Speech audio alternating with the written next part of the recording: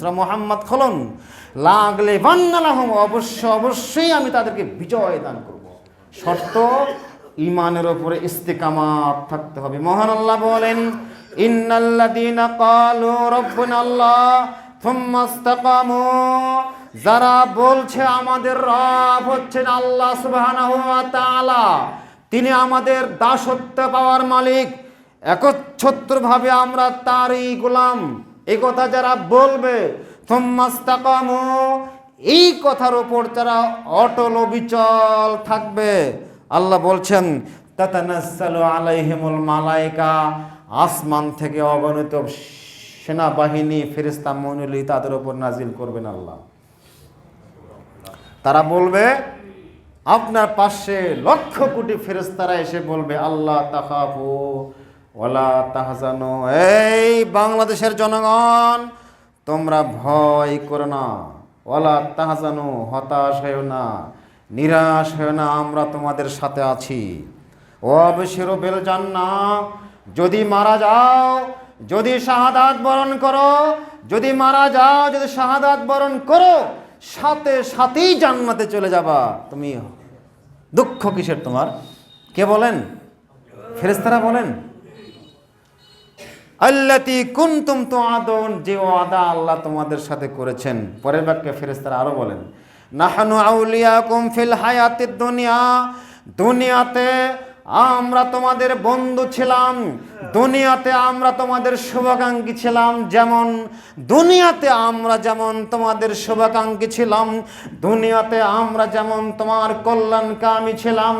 তুমি যখন ঘরে শুয়েছো, বিসমিল্লাহ বলে দরজা জানালা লাগিয়ে দিয়ে তুমি ঘুমিয়েছো, তখন তোমাদের বাড়ি পাহারা দেওয়ার জন্য আমরা ফেরেশতা দায়িত্ব নিয়েছিলাম। সম্মানিত মুসল্লিবৃন্দ, আজকে জুমার খুতবায় সংক্ষিপ্ত সময়ে আলোচ্য বিষয় মুসলমানদের বিজয় এবং পরাজয়ের কারণ। এই বিষয়ে সংক্ষিপ্ত বিবরণের চেষ্টা করব। আলাইহি তাওয়াক্কালতু ওয়া ইলাইহি উনীব।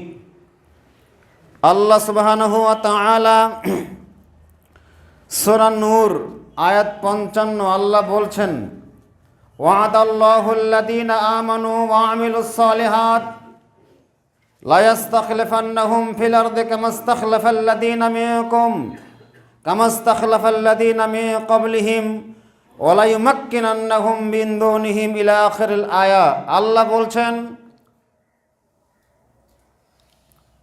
আল্লাহ সুবহানাহু ওয়া তাআলা ওয়াদা দিয়েছেন, আল্লাহ ওয়াদা দিয়েছেন, অঙ্গীকার পেশ করেছেন, সারা পৃথিবীতে যত মানুষ অতীতে ছিল, তার আগে ছিল, ওই সময় ছিল, কিয়ামত পর্যন্ত যত নবী মানুষ দুনিয়াতে আসবেন, বানি আদম যতরা আসবেন, সব মানুষের কাছে আল্লাহ সুবহানাহু ওয়া তাআলার ওয়াদা। কি ওয়াদা? ওয়াদাল্লাহুল্লাযীনা আমানু, আল্লাহ ঈমানদার লোকদেরকে ওয়াদা দিয়েছেন, আমি তোমাদের খেলাফত দিব, রাজত্ব ক্ষমতা আমি তোমাদের হাতেই দিব। ওয়াদাল্লাহুল্লাযীনা আমানু মিনকুম, তোমাদের মধ্যে যারা মুমিন হবে, মুত্তাকি হবে, পরহেজগার হবে, ওয়া আমিলুস সালিহাত, এবং সৎ আমল করবে, নেক আমল করবে, লা ইস্তাখলিফান্নাহুম ফিল আরদ, আল্লাহ তাদেরকে জমিনে রাজত্ব দান করবেন, খেলাফত দান করবেন।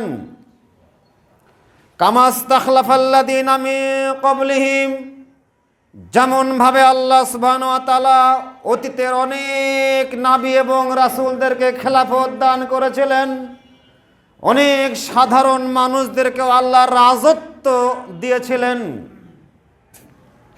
পরের বাক্যে মহান আল্লাহ বলছেন, ওয়ালা ইউমাক্কিনান্না লাহুম দীনাহুমুল্লাযী ইরতাদা লাহুম, অবশ্যই, আরবি গ্রামারের এটা আলবাত্তা, অবশ্যই আল্লাহ তার খেলাফত দেবেন।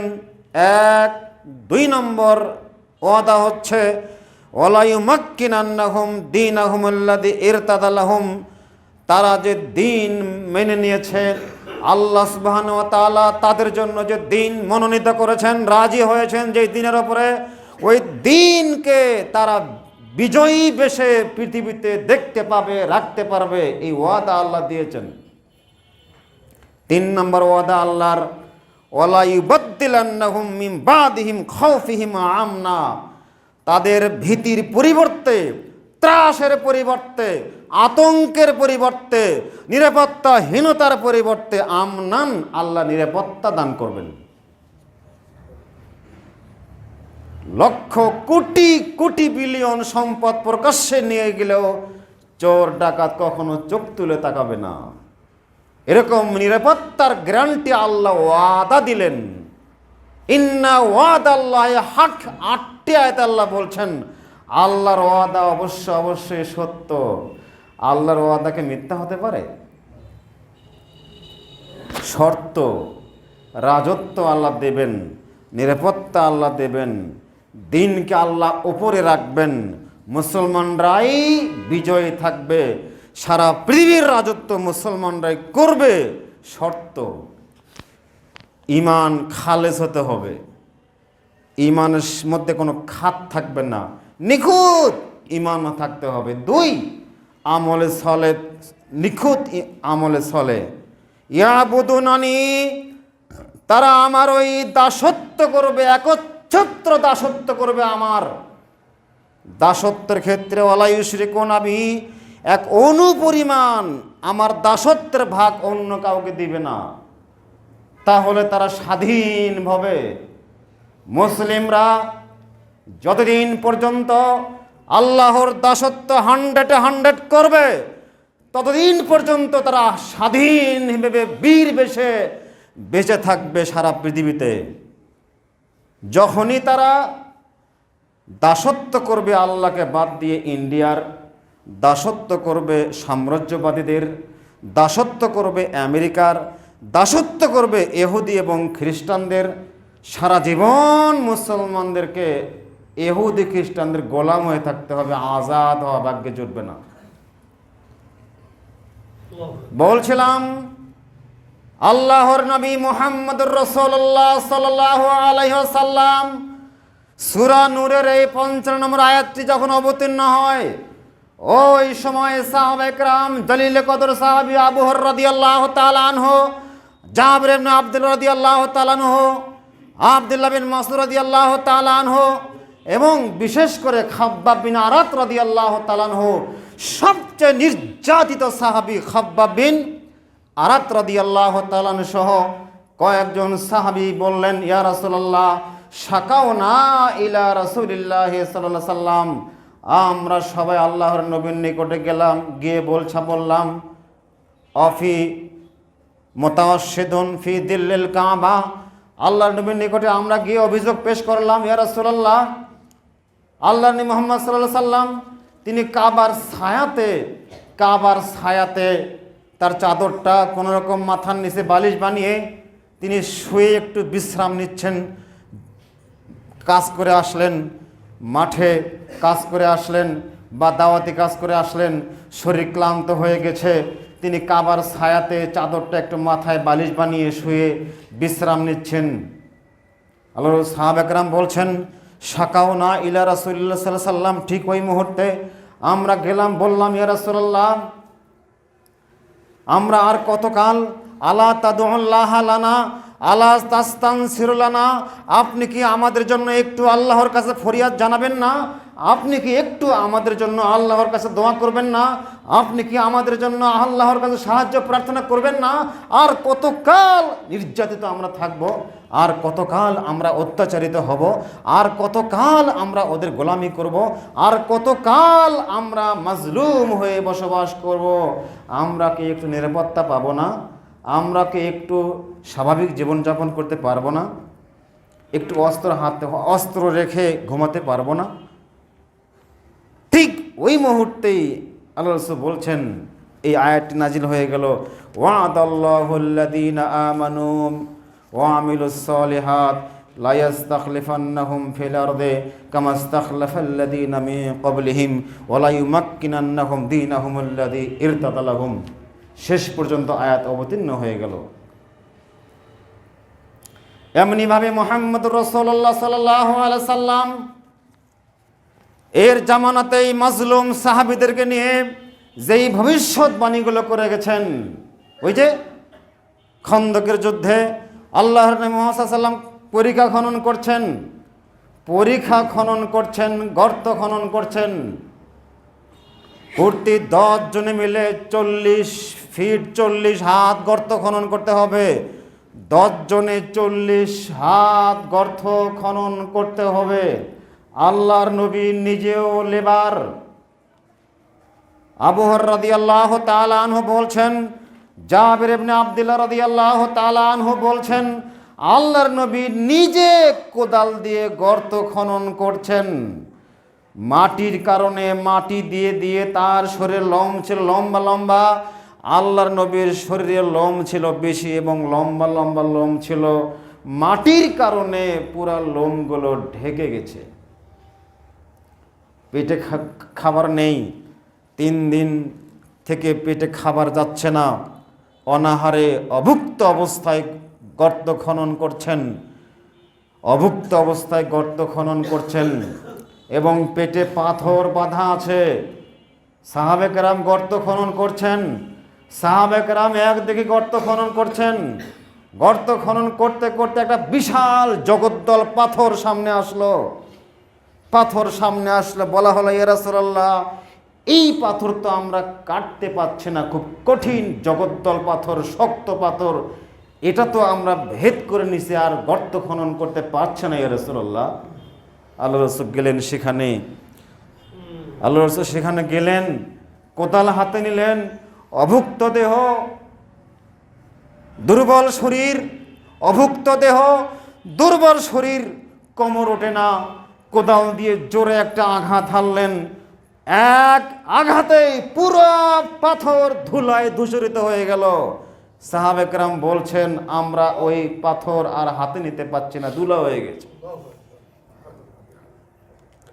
ওই সময় মুহাম্মদুর রাসূলুল্লাহ সাল্লাল্লাহু আলাইহি সাল্লাম বলছেন, আমি ওই সময় দেখলাম ওই পাথর যখন ভেঙ্গে খান খান হয়ে চূর্ণ বিচ্ছিন্ন হয়ে ধুলার মতো হয়ে গেল, ওই পাথরের মধ্যে আমি একটা বিশাল কিছু দেখতে পেলাম।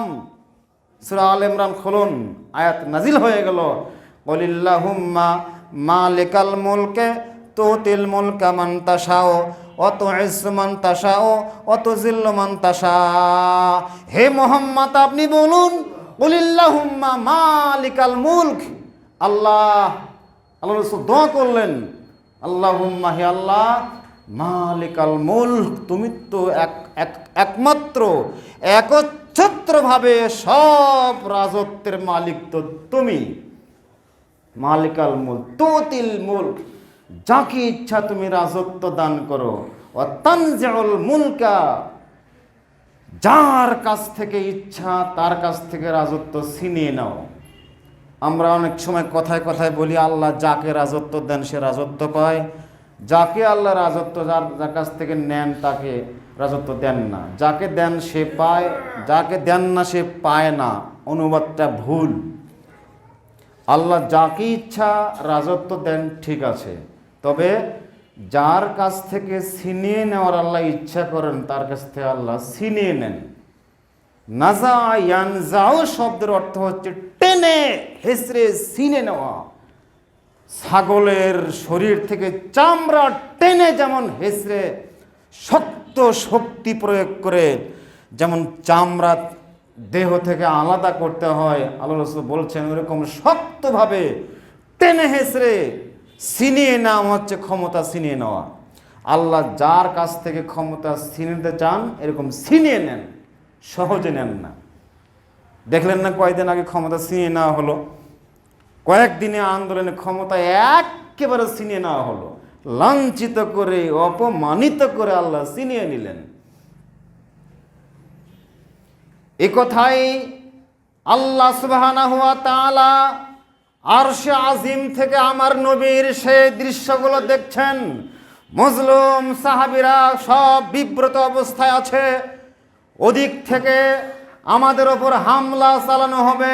হামলা ঠেকানোর জন্যই তো মূলত পরিখা খনন করা, শত্রুরা যাতে আমাদের ওপর আক্রমণ করতে না পারে। আমাদের ভেদ করে আমাদের সীমানায় আসতে না পারে, এই জন্য তো পরীক্ষা খনন করা। চিন্তিত সাহাবী, মর্মাহত সাহাবী, ক্ষুধা নেই, পেটে ক্ষুধা, শক্তি নেই। এই দৃশ্য দেখে মুহাম্মদ সাল্লাম খুব ব্যথিত হয়ে মূলত এই কাজগুলো করছিলেন। আরশে আজিম থেকে আল্লাহ সব দেখছেন, 7টি আয়াত নাজিল হয়ে গেল। আবু হুরায়রা রাদিয়াল্লাহু তাআলা আনহু বলেন, সহিহ আবু দাউদ খলন, আবু হুরায়রা রাদিয়াল্লাহু তাআলা আনহু বলেন, রাসূল সাল্লাল্লাহু আলাইহি ওয়াসাল্লাম বলছেন, ইন্নাল্লাহা যাওয়ালিল আরদা আল ইন্নাল্লাহা যাওয়ালিল আরদা ইন্নাল্লাহা যাওয়ালিল আরদা। ওই দিন আল্লাহ সুবহানাহু ওয়া তাআলা সারা পৃথিবীকে আল্লাহ কুচিত করে আল্লাহ আমার সামনে দেখালেন। ওই যে কোদাল মারলাম, অগ্নিস্ফুলিঙ্গের মতো কিছু বের হলো। ওই অগ্নিস্ফুলিঙ্গের মতো বের হওয়ার সাথে সাথে ওইটা হলো সারা পৃথিবী, মাশরিক থেকে মাগরিব, মাশরিক থেকে মাগরিব, পূর্ব থেকে পশ্চিম, সারা পৃথিবী। আল্লাহ বলছেন যে গোটা পৃথিবীটা সংকুচিত করে আল্লাহ আমাকে দেখালেন। এই দেখো মোহাম্মদ, এখানে মক্কা, এখানে মদিনা, এখানে ইউরোপ, এখানে আমেরিকা, এখানে জাপান, এখানে জর্ডান, ইরাক, এখানে ইরান, এখানে মিশর, এখানে ফিলিস্তিন, এখানে ইসরায়েল, সব রাষ্ট্র আল্লাহ সুবহানাহু ওয়া তাআলা সংকীর্ণ করে ম্যাপ করে করে আল্লাহ রাসূলকে দেখালেন। দেখো মোহাম্মদ, দেখো।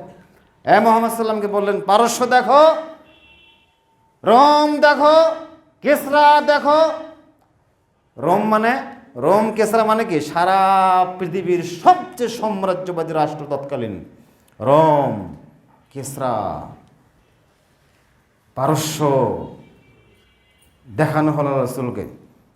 আল্লাহ বলছেন, ফারাআইতু মাশারিকাহা মাগারিবাহা, আমি সেই মাশরিক থেকে মাগরিবের মধ্যে যত রাষ্ট্র আছে, এলাকা আছে, বাড়িঘর আছে, বিল্ডিং আছে, অট্টালিকা আছে, টাওয়ার আছে, সব আমি দেখলাম। আল্লাহ আমাকে দেখালেন। সুবহানাল্লাহি বিহামদিহি। এবং সাথে সাথে বলা হলো, মুহাম্মদ আপনি অচিরেই কিসরা বিজয় করবেন। কিসরার সাম্রাজ্য, ওই পারস্যের সম্রাট কাইসার অচিরেই আপনার হাতে আত্মসমর্পণ করে ক্ষমতা আপনাদের হাতে দিয়ে দিবে। মুহাম্মদ শুনুন, অচিরেই রোম সম্রাট কিসরা আপনার হাতে রাজত্ব ছেড়ে পালিয়ে যাবে। অচিরে এটা দেখবেন আপনি না হলেও আপনার পরবর্তী জেনারেশন উম্মত যারা আসবে তাদের হাতে রোম পারস্য বিজয় লাভ করবে। হাদিস অনুবাদ, আল্লাহ রাসূল বলছেন, ওয়া ইন্না উম্মতি সায়াবলুগু মুলকাহা মা যাওয়ালিল মিনহা ওয়া উতিতুল কানজিনিল আহমার ওয়াল আবিয়াদ। আল্লাহ রাসূল বলছেন, ওয়া ইন্না উম্মতি সায়াবলুগু মুলকাহা, অচিরে আমার উম্মতরা এই বিশাল পৃথিবীর মালিকানা গ্রহণ করবে, রাজত্ব গ্রহণ করবে। মা জিওয়ালি মিনহা, আল্লাহ আমাকে যা কিছু দেখাচ্ছেন, যে এরিয়া দেখিয়েছেন, সব এরিয়ার রাজত্ব চলে আসবে হলো মুসলমানদের হাতে। 2 নম্বর একটা সুসংবাদ সাহাবীরা শোনো, উতিতুল কানজিনিল আহমার ওয়াল আবিয়াদ, আল্লাহ আমাকে 2টা খনিজ সম্পদ দান করেছেন। আল্লাহ আমাকে 2টা বিশাল দামি গচ্ছিত সুরক্ষিত সম্পদ আল্লাহ আমাকে দান করেছে। একটা হলো লাল ওয়াল আবিয়াদ, আরেকটা হলো সাদা। লাল এবং সাদা 2টি সম্পদ আল্লাহ আমাকে দিয়ে দিয়েছেন। একটা হলো লাল, তার মানে স্বর্ণ, একটা হলো সাদা, তার মানে রূপা। ওয়াইন্নি সালতু রব্বি আল্লাহ ইহলিকাহা বিসানাতিন আম্মাতিন, ওই ঠিক কোদাল রেখে আমি আল্লাহর কাছে ফরিয়াদ জানালাম, আল্লাহ আমি তোমার কাছে প্রার্থনা করছি, আল্লাহ ইহলিকাহা বিসানাতিন আম্মাতিন, আজকে লক্ষ কাফের তারা আমাদেরকে আক্রমণ করার জন্য, হামলা করার জন্য ঐক্যবদ্ধ হয়েছে, জোট করেছে। আল্লাহ, আমি আজকে তোমার কাছে প্রার্থনা করছি, আজ শুধু নয়, কিয়ামত পর্যন্ত আল্লাহ ইহুলিকাহা বিসানাতেন আম্মাতেন, আমার উম্মতদেরকে কোনো মহামারী, যুদ্ধ, দুর্ঘটনা, দুর্যোগ দিয়ে তুমি একেবারে ধ্বংস করে দিও না। 1 নম্বর দোয়া। 2 নম্বর দোয়া কোন আল্লাহ, আল্লাহ ইউসাল্লিতা আলাইহিম আদুওয়ান মিন সিওয়া আনফুসিহিম ইস্তায়াস্তাবিহু বাইদাতিহিম। আল্লাহ, আমার উম্মতের ওপরে যেন ইহুদি, খ্রিস্টান, বৌদ্ধ, হিন্দু, অমুসলিম, মুশরিক, তারা যেন কোনো বিজাতীয় শক্তি যেন আমার উম্মতের ওপর ক্ষমতাশীল হয়ে না থাকতে পারে, এই প্রার্থনা তোমার কাছে করলাম। ওয়াইন্না রব্বি কালা, তখন মহান আল্লাহ বলছেন, ইয়া মুহাম্মদ, হে মুহাম্মদ, ইন্নী কদ কদাইতু কদাআন ফাইন্নাহু লা ইউরাদ। আমি আল্লাহ যখন যেখানে যেভাবে সিদ্ধান্ত গ্রহণ করি, আমার সিদ্ধান্তর কখনো পরিবর্তন হয় না। কি? ওয়াইন্নী উতিতু লিউম্মাতিকা আল্লাহ উহলিকা বিসানাতিন আম্মাতিন। আমি তোমার কাছে ওয়াদা দিচ্ছি, তোমার উম্মত কশ্চিনকালেও 1 বছরে কোনো এক মহা দুর্ঘটনায়, কোনো এক বিপদে, কোনো এক মহামারীতে ধ্বংস হবে না, সমূলে সবাই ধ্বংস হবে না। আমি আল্লাহ এই ওয়াদা গ্যারান্টি তোমাদেরকে দিচ্ছি। 2, আল্লাহ সাল্লাতু আলাইহিম আদুওয়া মিন সিওয়া আনফুসিহিম। আমি আরও গ্যারান্টি তোমাদেরকে দিচ্ছি, তোমাদের বিজাতীয় শক্তি যেগুলো আছে, তারা তোমাদের ওপর কশ্চিনকালও প্রাধান্য লাভ করতে পারবে না। এই ওয়াদা আমি তোমাদেরকে দিচ্ছি। ওয়ালা ইসতামাউ আলাইহিম মিন ইকতারিহিম আও কামা ক্বালা মিন বাইনি আকতারিহা হাত্তা ইয়াকুনা বা'দুহুম ইহলিকু বা'দ। আল্লাহ রাসূল বলছেন, যদিও সারা পৃথিবীর সবাই ঐক্যবদ্ধ হয় মুসলমানদের ব্যাপারে বিরুদ্ধে, তবুও তারা মুসলমানদের ওপর আধিপত্য বিস্তার করতে পারবে না, টোটালি পারবে না। এই ওয়াদা আল্লাহ দিয়েছেন, সারা পৃথিবীর সবাই যদি ইস্তামাউ, একত্রিত হয়, জোট করে, তবুও পারবে না। শর্ত আছে। শর্ত কি? ঈমানের উপরে অটল থাকতে হবে, অবিচল থাকতে হবে। কোনো সেকুলারিজম, ন্যাশনালিজম, মতবাদ, জাহিলি মতবাদ, ইহুদি মতবাদ, খ্রিস্টানদের মতবাদ, যত নোংরা মতবাদ আছে এদেশের মাটিতে, সারা বিশ্বে, এই সব মতবাদগুলো ডাস্টবিনে লাথি মেরে ভেঙে চুরমার করে দিয়ে ইসলামী খেলাফত যেভাবে কায়েম হবে, ওই নীতির উপরে অটল অবিচল থাকতে হবে। তাহলেই তো আল্লাহর এই ওয়াদাগুলো আপনার জন্য প্রযোজ্য হবে, তাহলে এই ওয়াদাগুলো আল্লাহ পূরণ করবেন, তাহলে আল্লাহ এই ওয়াদাগুলো আপনাকে পূরণ করবেন। আল্লাহ ওয়াদা বরখেলাপ করবেন না। শর্ত হচ্ছে আপনাকে ইস্তেকামাত থাকতে হবে। আজকে ইহুদি সাম্রাজ্য, খ্রিস্টান সাম্রাজ্য, যত উগ্র হিন্দুত্ব মতবাদ আছে, উগ্র হিন্দু মতবাদ যেগুলো আছে, সবাই ঐক্যবদ্ধ এবং তারা নিজ নিজ ধর্মের উপরে অটল, নিজ নিজ আদর্শের উপরে তারা অটল, অবিচল। আজকে উগ্র হিন্দুত্ববাদীরা তাদের দিনের উপরে অটল, ইহুদিরা দিনের উপরে অটল, কোনো ছাড় দেয় না। ইসকন অটল, ওদের নীতিতে অটল। মুসলমানদেরকে কেনা যায়, সকালেও কেনা যায়, সকালে কেনা যায়, বিকেলে আবার বিক্রিও করা যায়। মুসলিম নেতাদেরকে সকালে কেনাও যায়, বিকালে বউবাজারে, রাজাবাজারে বিক্রিও করা যায়। এই জন্য মার খাবে না কে মার খাবে? এই নেতারা মার খাবে না কে মার খাবে? এরা এদের হাতে আল্লাহ খেলাফত দেবেন? এদের হাতে আল্লাহ রাজত্ব দেবেন? যারা মুশরিকদের পূজা মণ্ডপ পাহারা দেয়, এদের হাতে আল্লাহ খেলাফত দেবেন? অসম্ভব। ইস্তেকামাত থাকতে হবে।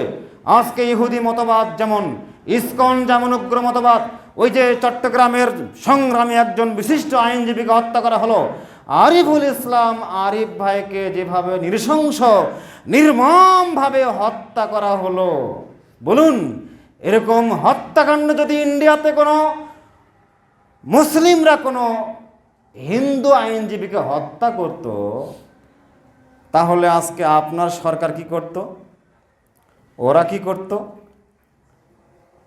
কি হতো বিষয়টি? অথচ সারা বাংলাদেশে আমাদের সংখ্যালঘু যারা হিন্দু ভাইয়েরা খুব নিরাপদে স্বাচ্ছন্দ্যে তারা ধর্ম পালন করছে, অথচ ইন্ডিয়ার মিডিয়াগুলোতে সমানে সম্প্রচার করা হচ্ছে সংখ্যালঘুদের উপর বাংলাদেশের উপর নির্মমভাবে অত্যাচার করা হচ্ছে। তারা মাজলুম অবস্থায় এখানে আছে, মন্দির ভাঙ্গা হচ্ছে, মিথ্যাচার করে করে করে করে সব মিডিয়া সর্বনাশ করে দিচ্ছে। বলুন, মহান আল্লাহ বলছেন, সূরা বাকারা খুলুন, সূরা তালাক খুলুন, আল্লাহু মুখরিজুম মা কুনতুম তাকতুমুন, আল্লাহ সব গোপন ফাঁস করে দেবেন। তোমরা যেগুলো গোপন করবা আল্লাহ সব প্রকাশ করে দেবেন, আল্লাহ একটা গোপন রাখবেন না।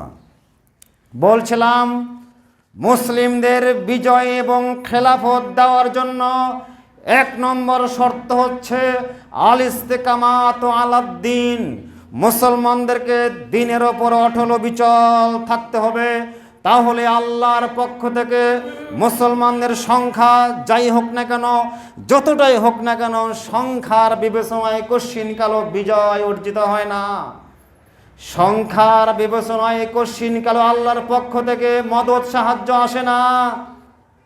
আল্লাহর সাহায্য, আল্লাহর মদদ, আসমান থেকে ফেরেশতার আগমন সংখ্যার কোটার উপর নির্বাচিত হয় না, নির্ধারণ হয় না। কিসের উপরে হয়?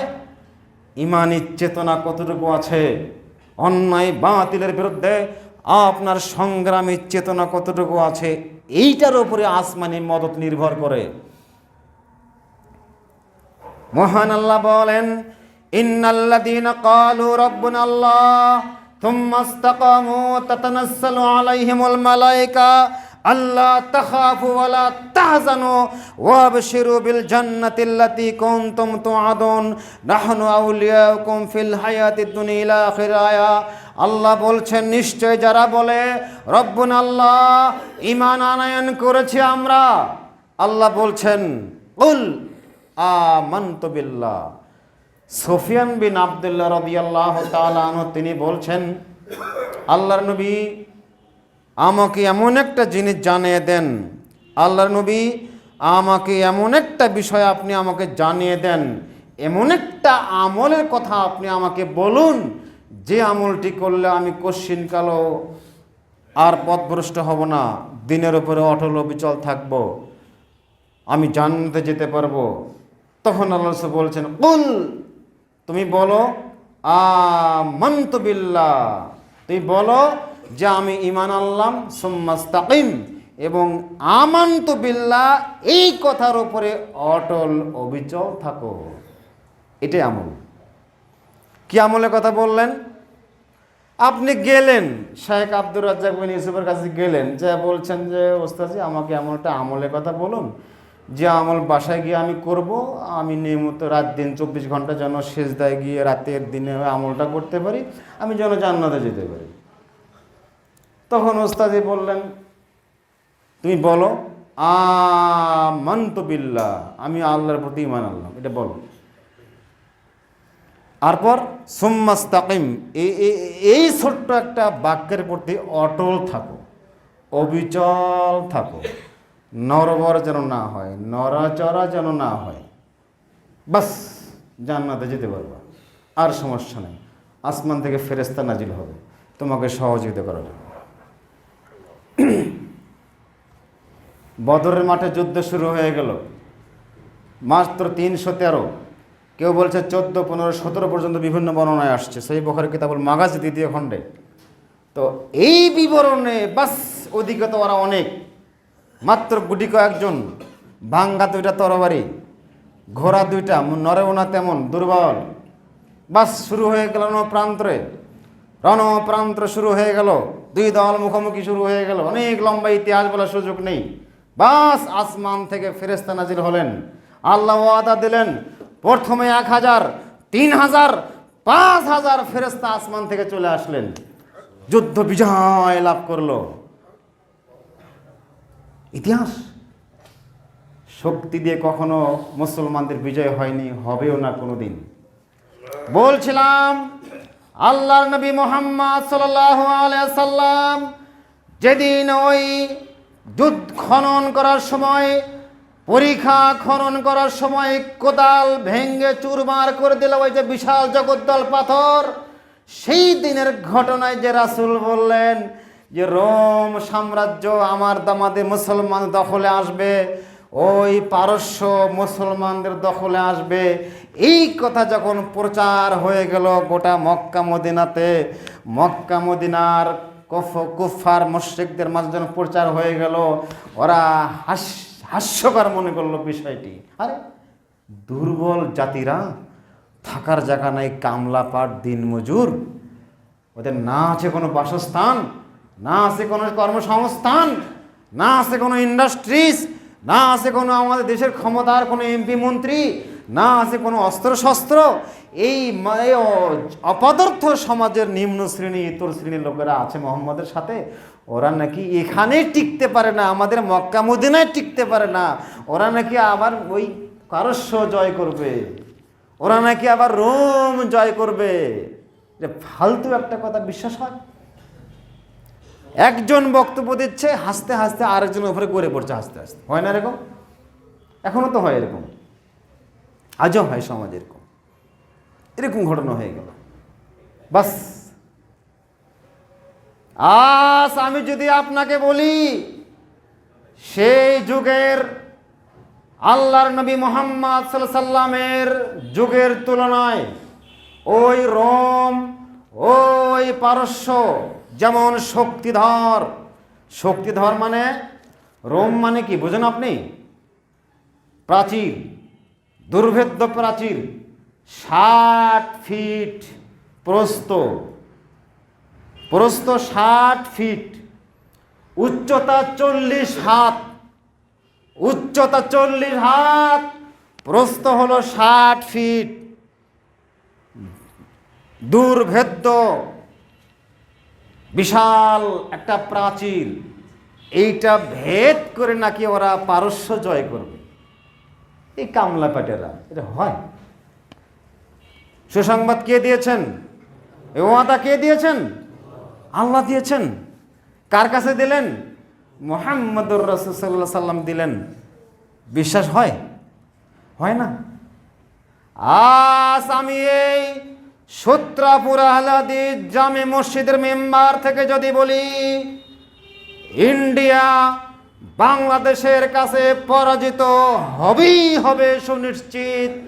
তোমরা ইমানি চেতনা নিয়ে বলিয়ান হয়ে বলিষ্ঠ, ইমান অন্তরে জাজবা নিয়ে জাগো মুসলমান, যার যা আছে নিয়ে ঝাঁপিয়ে পড়ো, জেগিয়ে পড়ো, ইমানি চেতনা নিয়ে, সংগ্রামী চেতনা নিয়ে তোমরা ঝাঁপিয়ে পড়ো, রেডি থাকো, প্রস্তুত থাকো। তাহলে এই কথা ঠিক সেরকম হবে যে সময় ওই কাফের মুশরিকরা মনে করেছিল। ইন্ডিয়া, চীন, জাপান, অন্যান্য যে সাম্রাজ্যবাদী আজকে যারা আছে, আমেরিকা, রাশিয়া হলো সবচেয়ে শক্তিধর। তো আমেরিকা রাশিয়ার বিরুদ্ধে যদি আমরা এখন যদি বলেন, তো ওই হাদিসটি আমেরিকা রাশিয়া বর্তমান ক্ষমতাসীন না? বর্তমান সবচেয়ে সাম্রাজ্যবাদী কারা? আধিপত্য কাদের হাতে? আমেরিকা আর রাশিয়া। তাদের ব্যাপারে এই হাদিসটি প্রযোজ্য নয়। সেই সময়ে যদি রোম পারস্যের ব্যাপারে প্রযোজ্য হয়, তাহলে আজকের দুনিয়াতে আমেরিকা রাশিয়ার ব্যাপারে প্রযোজ্য হবে না? হবে। সেম। যদি আপনি এটা অবিশ্বাস করেন, হাদিসকে অস্বীকার করা হলো। বলছিলাম মুহাম্মদুর রাসূলুল্লাহ সাল্লাল্লাহু আলাইহি সাল্লাম বলছেন, যদি তারা ঈমানের উপরে অটল অবিচল থাকে, আমি আল্লাহ বিজয় দেবই দেব। আল্লাহ বলছেন, লা নানসুরু রাসূলানা, আমি অবশ্যই আমার রাসূলদেরকে সাহায্য করব। লা নানসুরু আল্লাযীনা আমানু, যারা ঈমান এনেছে, সত্যিকার ঈমান এনেছে, ওয়া আমিলুস সালিহাত, সত্যিকার সতামল করেছে, আমি তাদেরকে অবশ্যই সাহায্য প্রদান করব। লাগলে বান্না লাহুম, পরে আয়াত আল্লাহ বলছেন, সূরা মুহাম্মদ খুলুন, লাগলে বান্না লাহুম, অবশ্যই আমি তাদেরকে বিজয় দান করব। শর্ত ঈমানের উপরে ইস্তিকামাত থাকতে হবে। মহান আল্লাহ বলেন, ইন্নাল্লাযীনা ক্বালু রাব্বুনা আল্লাহ থুম্মা ইসতাকামু, যারা বলছে আমাদের রব হচ্ছেন আল্লাহ সুবহানাহু ওয়া তাআলা, তিনি আমাদের দাসত্ব পাওয়ার মালিক, একচ্ছত্রভাবে আমরা তারই গোলাম, এই কথা যারা বলবে, থুম্মা ইসতাকামু, এই কথার উপর যারা অটল অবিচল থাকবে, আল্লাহ বলছেন তাতানাজ্জালু আলাইহিমুল মালায়েকা, আসমান থেকে অগণিত সেনাবাহিনী ফেরেশতা মণ্ডলী তাদের উপর নাজিল করবেন আল্লাহ।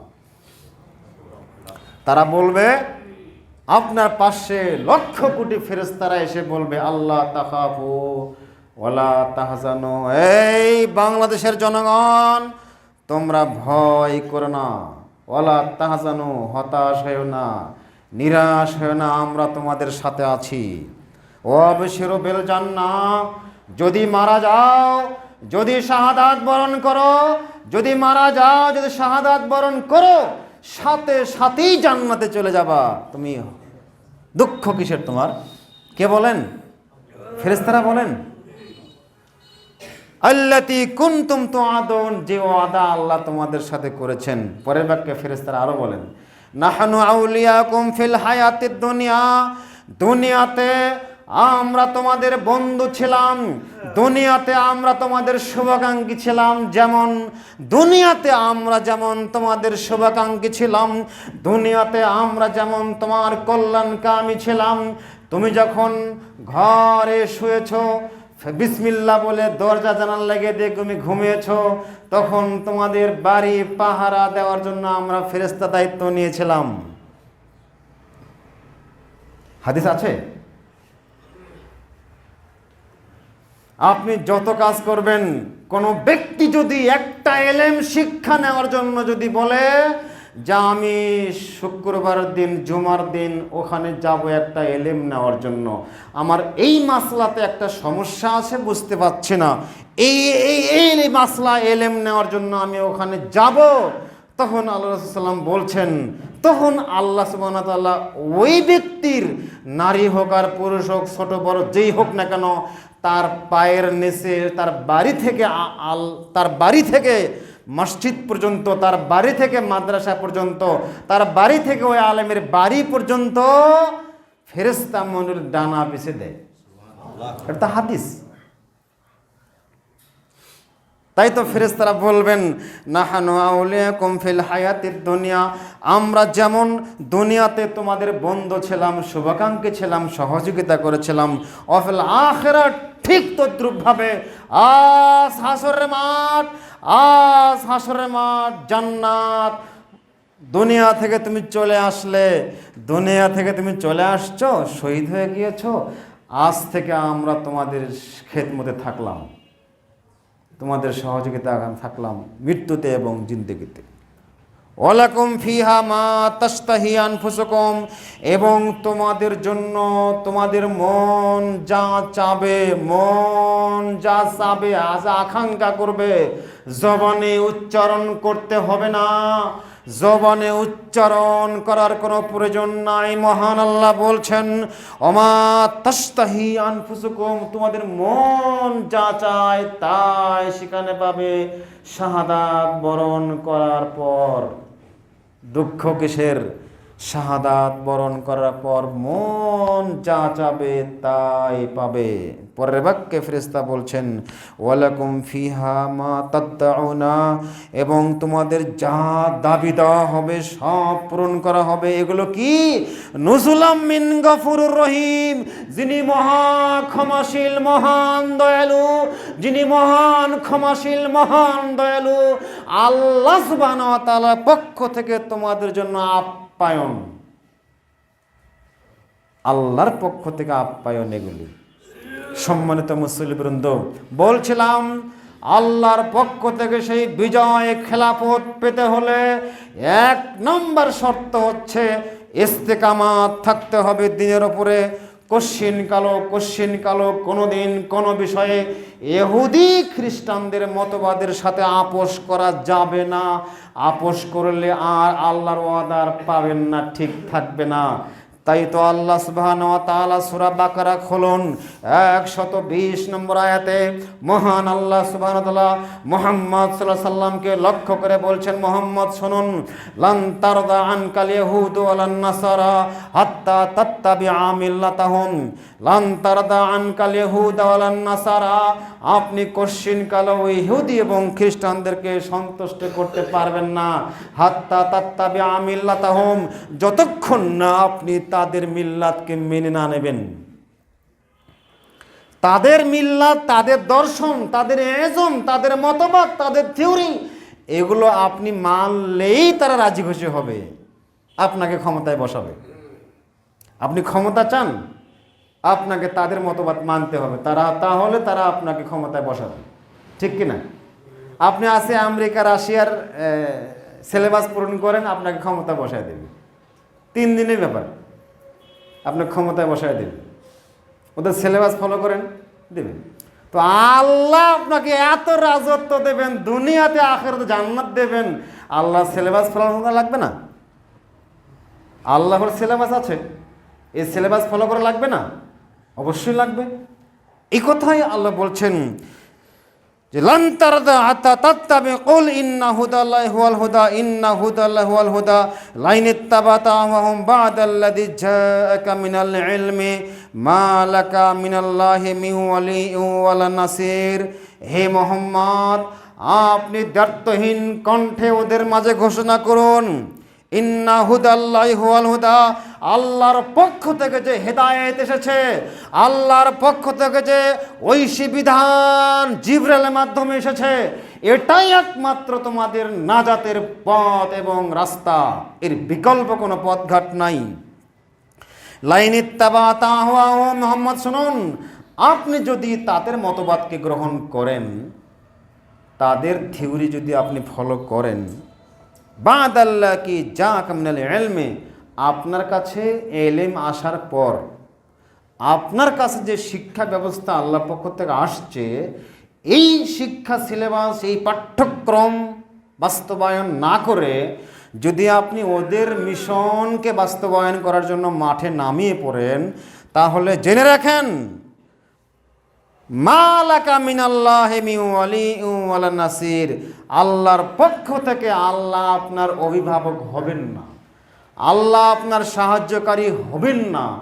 আপনার অভিভাবক আল্লাহ নন, আপনার ওই সাহায্যকারী আল্লাহ নন। আপনার জিম্মাদারি আপনাকে নিতে হবে। যদি আপনি আমার সিলেবাস পূরণ না করেন, আসমান থেকে যে বিধান অবতীর্ণ হয়েছে, এই বিধান যদি আপনি মান্য না করেন, তাহলে কশ্চিনকালও আপনি আল্লাহ আপনার অভিভাবক হবেন না, আল্লাহ আপনার সাহায্যকারী হবেন না। এবার আসুন, আল্লাহর পক্ষ থেকে কী শিক্ষা ব্যবস্থা আসছে, আল্লাহর পক্ষ থেকে শিক্ষা ব্যবস্থা যে নাজিল হয়েছে, এইটা যখন মুসলমানরা ছেড়ে দেবে, ভুলে যাবে, পরিত্যাগ করবে, তখন মুসলমানদের পরাজয় সুনিশ্চিত। ঈমান আনলে শিরক বিমুক্ত ঈমান, বেদাত মুক্ত আমল, এবং আপোষ না করলে, ইস্তেকামাত থাকলে আল্লাহ রাজত্ব দেবেন, খেলাফত দেবেন, এগুলো দেবেন যা শুনলাম। এরপর রাজত্ব চলে যায় কখন, রাজত্ব হাতছাড়া হয়ে যায় কখন, এটা বলি। রাজত্ব আছে আমার, হাতছাড়া হবে কখন? ভারত উপমহাদেশের রাজত্বকে মুসলমানরা করেনি? কত বছর করেছে? 500,000 বছর করেছে। দীর্ঘদিন মোহাম্মদ বিন কাসিম রাহিমাহুল্লাহ, মোহাম্মদ ঘুরি, ভারত উপমহাদেশের ইতিহাস পড়ে দেখেন, কয়দিন ওরা ক্ষমতায় আসলো, সব মুসলমানদের রাজত্ব ছিল।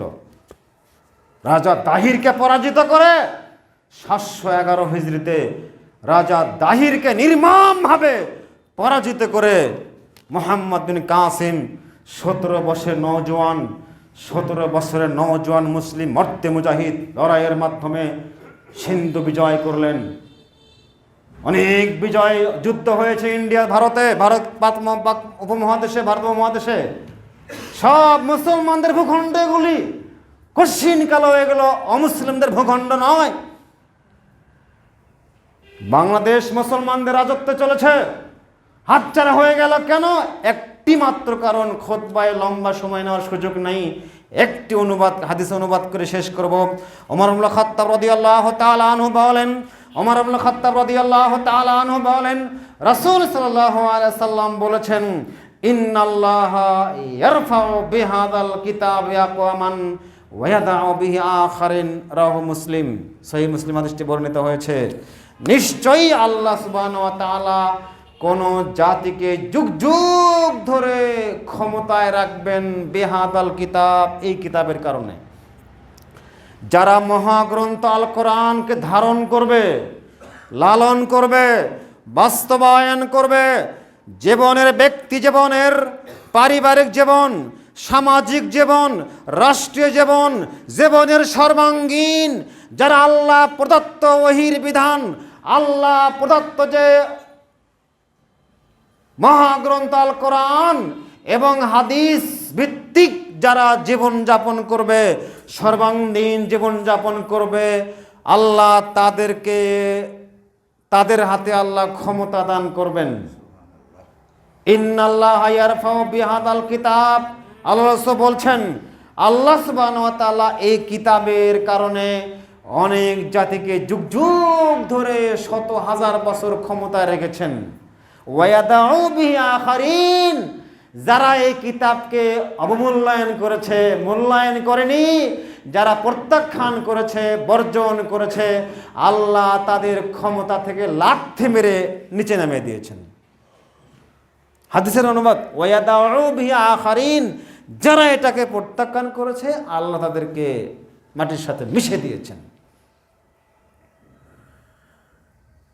ভারত উপমহাদেশ যখন মাদ্রাসাগুলো ভেঙে দেওয়া হলো, নিজামিয়া মাদ্রাসা, ওরা দেখলো নিজামিয়া মাদ্রাসা রাখলে যেখানে প্রতি বছর লক্ষ লক্ষ আলেম ওলামা বের হয় যে মাদ্রাসা থেকে, ওইটা টার্গেট, ওইটা ভেঙ্গে গুড়ে খান খান করতে পারলেই সাকসেস।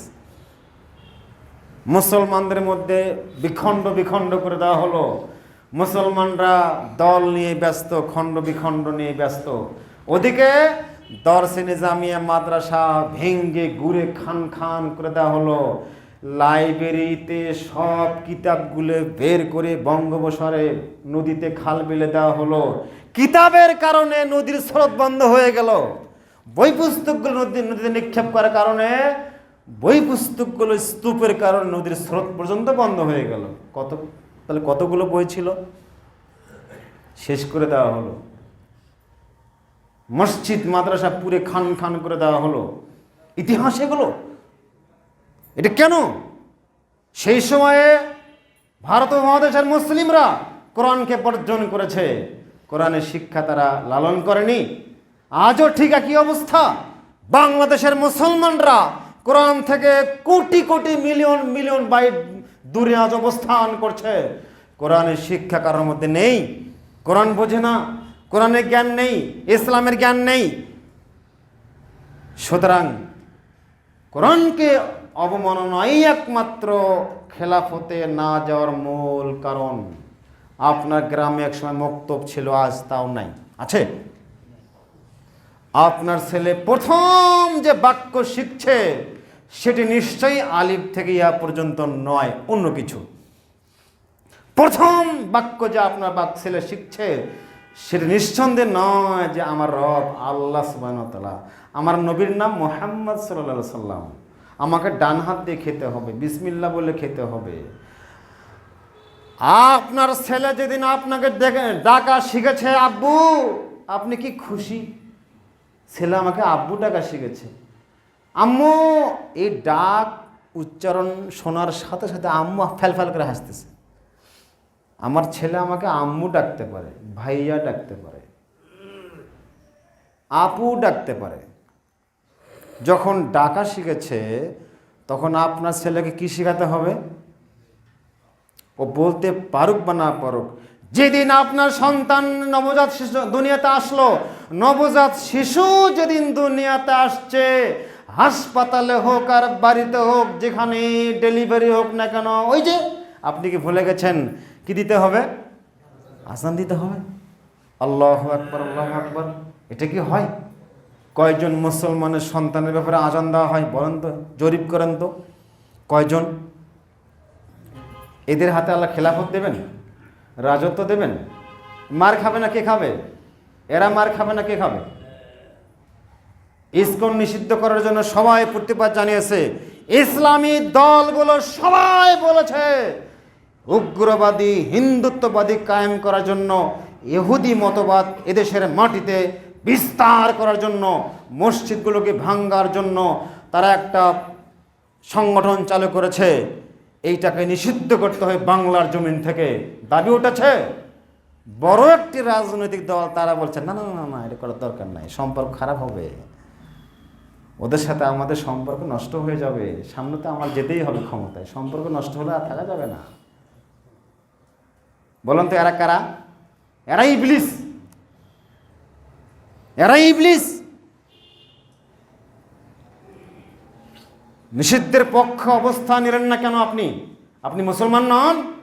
রাজনীতির মাঠে আপনি ন্যাশনালিজম বাস্তবায়ন করবেন আর মুখে বলবেন আমরা ইসলাম চাই, মুনাফিকি বাদ দেন, এক পক্ষে দাঁড়ান, এক কাতারে দাঁড়ান, দুই কাতারে পা রাখেন না, দেখা হবে মাঠে। বলছিলাম সম্মানিত উপস্থিতি, আমাদের মুহাম্মদুর রাসূলুল্লাহ সাল্লাল্লাহু আলাইহি সাল্লাম এর জামানায় স্বল্প গুটি কয়েক মুসলিম সাহাবীদেরকে নিয়ে আল্লাহর নবী অনেক সাহসী পদক্ষেপ নিয়েছিলেন। গুটি কয়েক মুসল্লিদেরকে নিয়ে, সাহাবীদেরকে নিয়ে আল্লাহর নবী অনেক শক্ত পদক্ষেপ নিয়েছিলেন। আল্লাহ তুমি আমাদেরকে ওরকম শক্ত পদক্ষেপ নেওয়ার তৌফিক দান করো, আল্লাহুম্মা আমিন। সম্মানিত উপস্থিতি, মুহাম্মদুর রাসূলুল্লাহ সাল্লাল্লাহু আলাইহি